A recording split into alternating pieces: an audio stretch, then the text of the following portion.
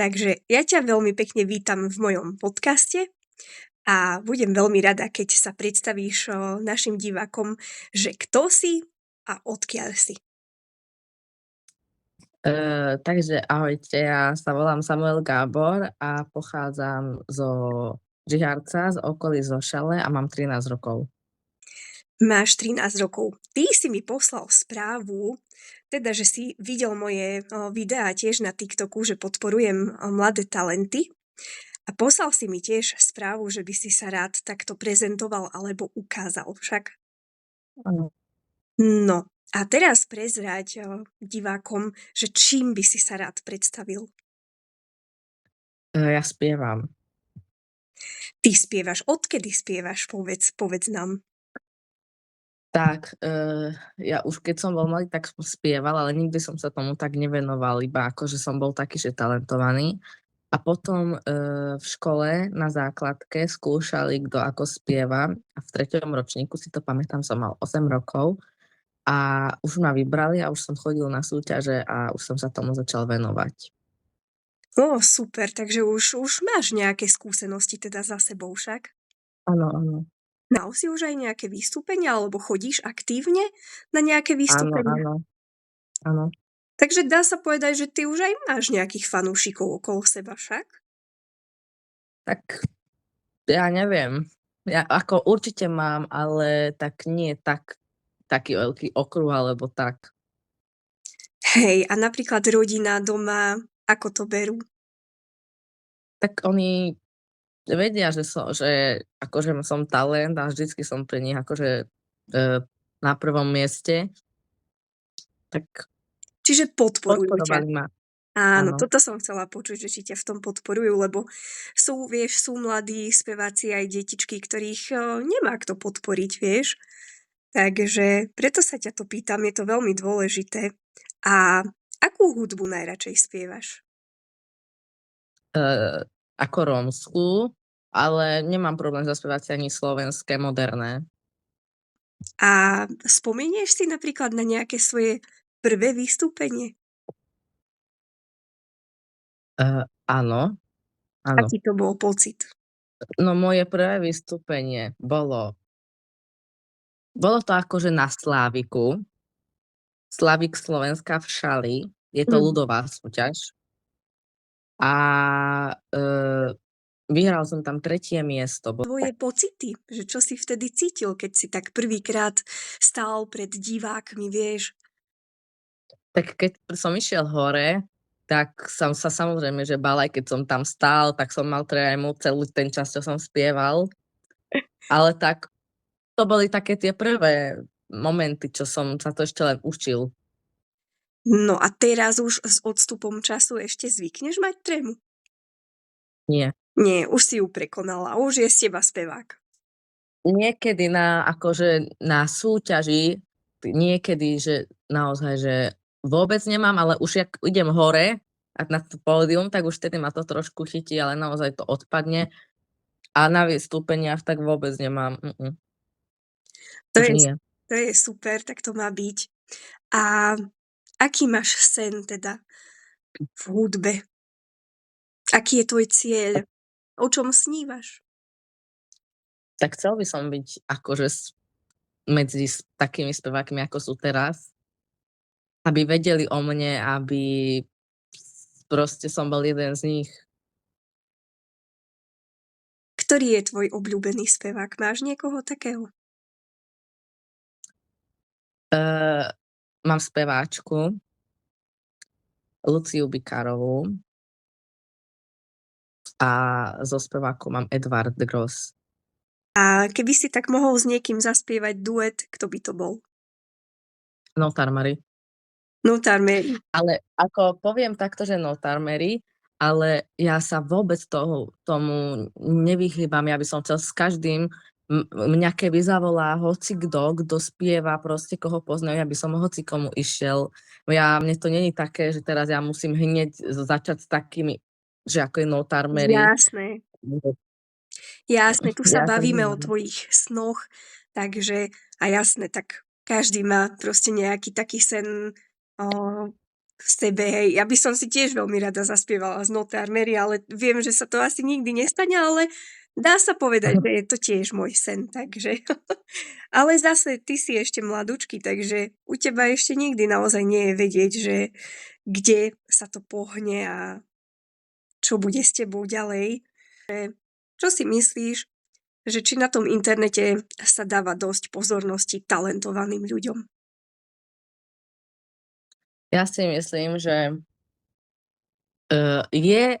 sú na internete takí ľudia, čo príklad chcú, aby to tam bolo, že tak spravia na internete nejakú talentovú súťaž alebo tak.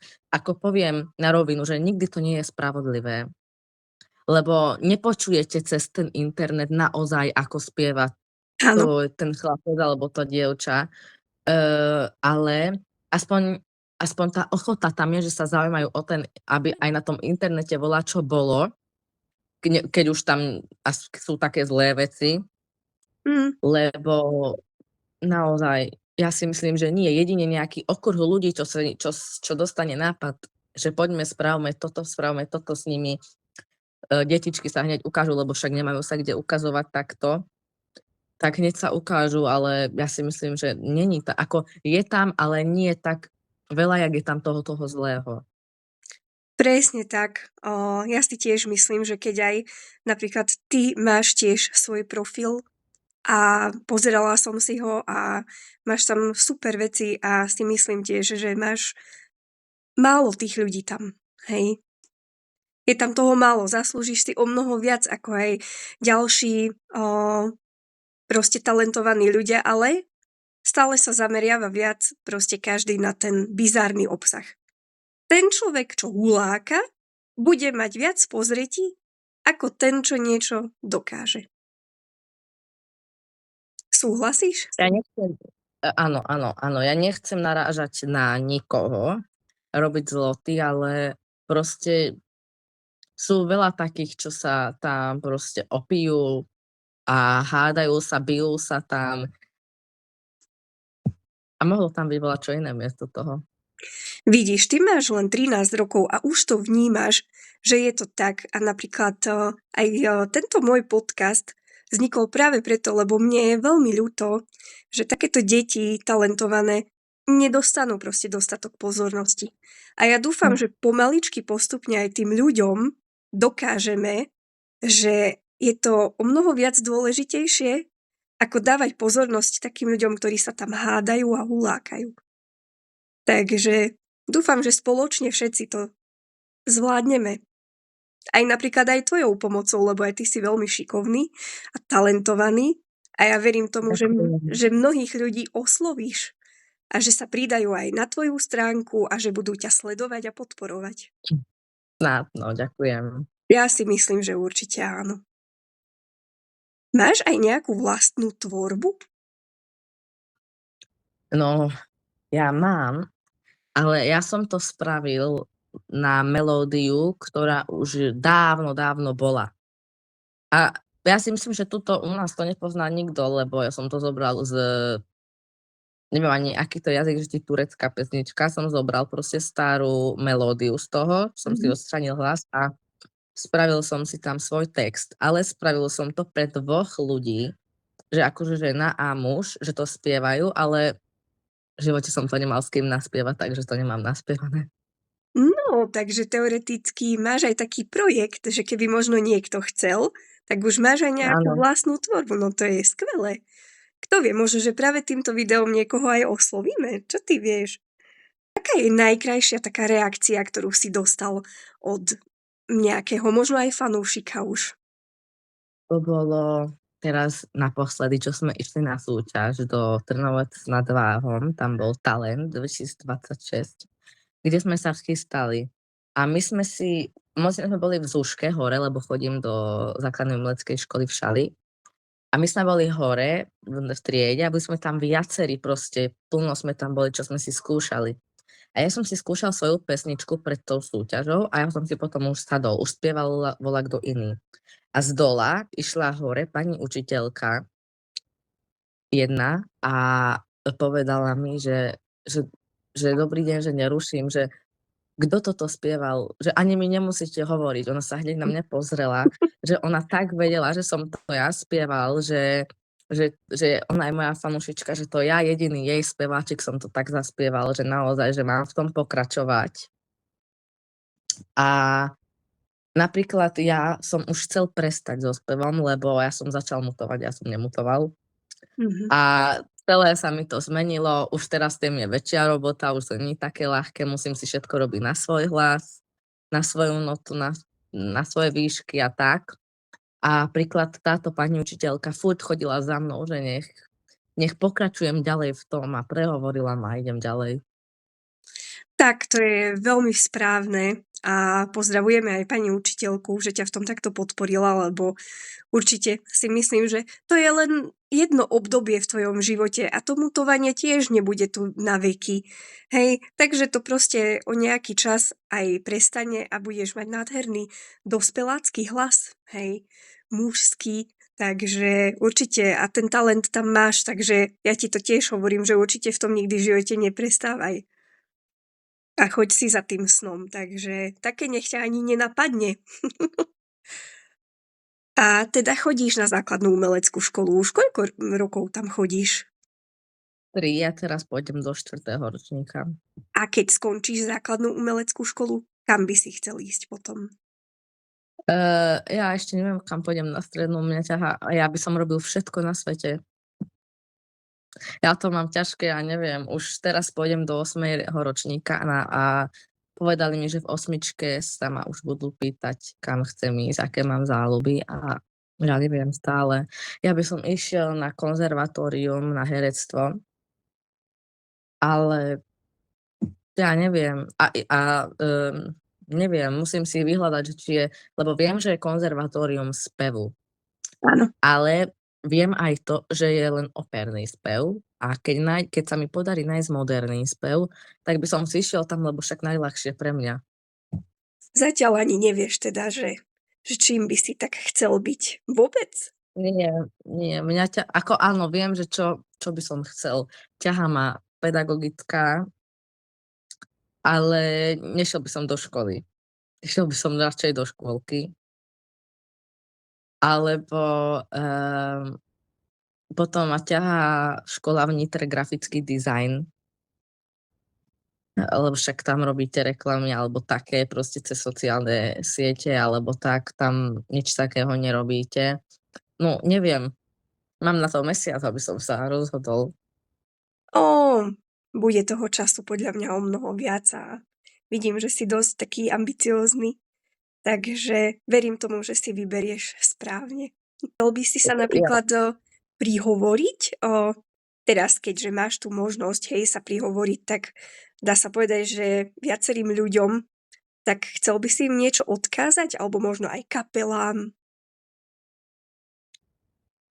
tak ja poviem, že mne je úplne jedno, kto sa mi ozve. Ja by som sa extrémne potešil, keby sa mi ozve hocikto, kto je proste medzi spevákmi a speváčkami, lebo akože ja viem, že by som zažil nové veci v živote.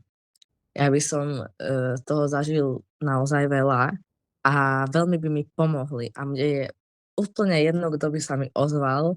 Ja ja som ochotný spraviť s každým a ja by som bol rád, kebyže aj je ochotný spraviť volakto so mnou volačo. Takže toto je tvoj odkaz, dá sa povedať, že pre kapely alebo pre spevákov, aby ti pomohli vlastne plnením tvojho sna. Ja veľmi dúfam a pevne verím, že sa naozaj niekto ozve a že nebudú mať také srdce z kameňa, ale že fakt sa ťa niekto ujme, lebo si veľmi šikovný a určite pridáme aj videjka sem, ktoré si mi poslal, aby si to každý mohol aj vypočuť, že teda ako ti to ide krásne. A dobre, toto bol odkaz pre kapely a teraz odkaz pre nejakých fanúšikov, možno aj nových tvojich fanúšikov, ako by si ich oslovil, aby sa pridali na tvoju stránku? Tak toho, koho som možno nejak oslovil, tak vám ďakujem a, chcel by som, aby ste ma začali sledovať na Instagrame. A nie kvôli tomu, aby mi stúpali čísla alebo tak, ale dávam tam dosť toho o mne a dosť veľa toho budete o mne vedieť a vidieť. Dobre, a ako ťa nájdu na tom Instagrame? Samuel Gábor alebo Samuel 555. Chcel by si niečo napríklad aj teraz live zaspievať, alebo dáme len potom tie videjka? Ja môžem, ale nemám nič nachystané. Môžem? No jasné, že hej. Ayer penavang la luma que me camaftut. Muro ilo sheyom tu kedav. Teshajane sal hermanos que me camaftut. Tu sal shukar lulu jori. Muri shukar som nakuni. Numa botrayo sheyome. Chaches camaftut. Daftar mansa. Ando italiano. Ando foros camimas con Milano. Te šajane se mamu sarmečače stutkamav. Ale neviem. Skvelé, akože super, wow. Je to veľmi ťažká pesnička aj na intonáciu, lebo príliš veľa tých variácií, či ako vám povedať, v tom je, ale veľmi pekne si to dal naozaj. Ďakujem. Ešte tu máme takú otázku, že akú radu by si dal mladým ľuďom, ktorí sa boja ukázať svoj talent? Nebojte sa, lebo nikdy neviete, kto vás vidí a kto sa vám môže ozvať a kto vás lajkuje, takže sa toho nebojte, lebo hocikedy vám môže hociaká správa alebo telefonát alebo hocičo dojsť a kompletne sa vám zmení život. Presne tak. Veľmi, veľmi múdra odpoveď. Že čo je pre teba dôležitejšie? Talent alebo tvrdá práca? Tak, ja som na touto otázkou dlho rozmýšľal a poviem, že keď tam je ten talent, úprimne to poviem, že keď tam je ten talent taký, že naozaj, že sa vám volá kto ozve a že budete viditeľní proste, tak, že vás budú volať na festivály a tak, že si budete vedieť s tým zarobiť, tak si myslím, že samozrejme ten talent. Ja si myslím, že je dôležité aj jedno, aj druhé. Aj keď si talentovaný, tak aj ty sám vidíš, že musíš proste Áno. kvôli tomu aj niečo robiť. Či už skúšať pesničky, či sa učiť nové veci a tak ďalej. Zdolávať svoj strach. Riešiť si svoj internet, hej, kde ťa budú ľudia vidieť, takže vždy je to aj o tej tvrdej práci a to zistíš až keď budeš trošku starší, že tie koláče nepadajú len tak z nebies. Ale vidíš, už napríklad teraz stojíš pred veľmi ťažkým rozhodnutím a to už je to, že kam pôjdeš na školu a tak ďalej, takže stále to bude v tom živote o krôčik vždy ťažšie a ťažšie, ale ty sa nemusíš bať, pretože ty ten talent tam máš, takže ja verím tomu, že ešte to dotiahneš ďaleko. Len určite na sebe makaj, plno veľa cvič a hlavne určite pridávaj videjka, aby ťa tí ľudia videli. Takže to je taká moja rada odo mňa pre teba. No a ja každému hovorím, s kým tak mám taký podcast, že ja dúfam, že sa nevidíme naposledy a že možno o nejaký čas sa opäť spojíme a už mi porozprávaš úplne nové zážitky. Možno aj to, že sa ti niekto ozval, kde všade si bol vystupovať a aké si mal úspechy. Takže ja dúfam, že o nejaký čas mi toto všetko budeš môcť porozprávať. A ja dúfam. No, tak ja už teraz sa na to teším. Sa len rozlúčime s našimi divákmi. Tak, ďakujem všetkým ľuďom, ktorí dopozerali toto video až do konca a poprosím každého o jedno zdieľanie. Tak, presne tak. A ja už tu ani nemám čo iné povedať, lebo tak pekne si to povedal, že ty by si mohol byť kľudne aj nejaký moderátor. Takže lúčim sa s vami aj ja, milí diváci. Určite podporte tohto mladého chlapca s obrovskými snami a naozaj s talentom. A dopozerajte toto video do konca, pretože teraz sem pridám videjka, ako spieva, ako vystupuje. Takže majte sa krásne, vidíme sa opäť pri ďalšom podcaste. Život s tebou je nádherný, láska. Aj keď to máš ťažké so mnou, ty neodchádzaš.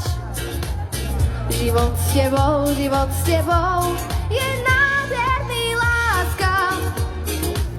Aj keď to máš ťažké so mnou, ty neodchádzaš.